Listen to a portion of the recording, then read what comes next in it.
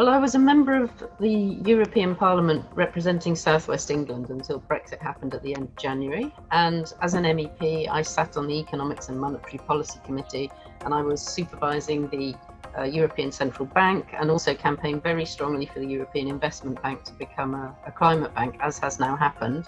And I also led the Parliament's work on sustainable finance. And I've for a long time been a green economist, and I'm a professor of economics. And I went back to study economics in my 30s because I sort of became aware of the fact that most of the problems that I was trying to tackle through my politics had actually been caused by something happening in the economy.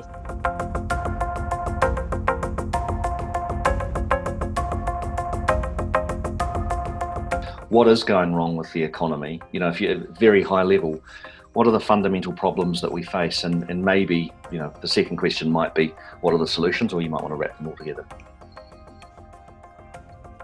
I think there are two problems that are interconnected that I would identify as being at the heart of my work, really, and the sort of things we need to change. And the first one is that we are focused on the size of the economy and on quantity rather than quality.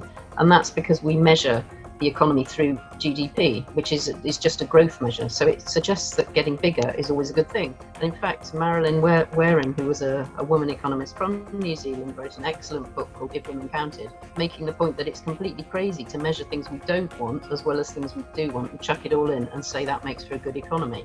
And we can see that very clearly with the COVID crisis because, you know, people say, you know, our duty, we're being told, is to go shopping and buy things we don't need to stimulate the economy. And today they're launching a scheme called Eat Out to Help Out at the same time as an obesity strategy, because it's like your civic duty is to just consume. And it's that bad design at the heart of our economy that's causing it to collide with planetary limits, causing environmental destruction and the climate crisis. So the main thing we need to do is to have a smaller economy that works better and actually generates well-being rather than just growing all the time. But of course, related to that is the way we share the products of economic activity very unfairly. So we have massive inequality and growing inequality in many developed, you know, Western societies. And so we need to combine making sure we have a smaller economy with ensuring that we have a much fairer and more equal economy as well. And that means things like maximum limits on pay differentials within firms, wealth taxes, and much more progressive income taxes. So to be honest with you, I think the solutions are pretty clear. It's about getting the political momentum to make those solutions happen.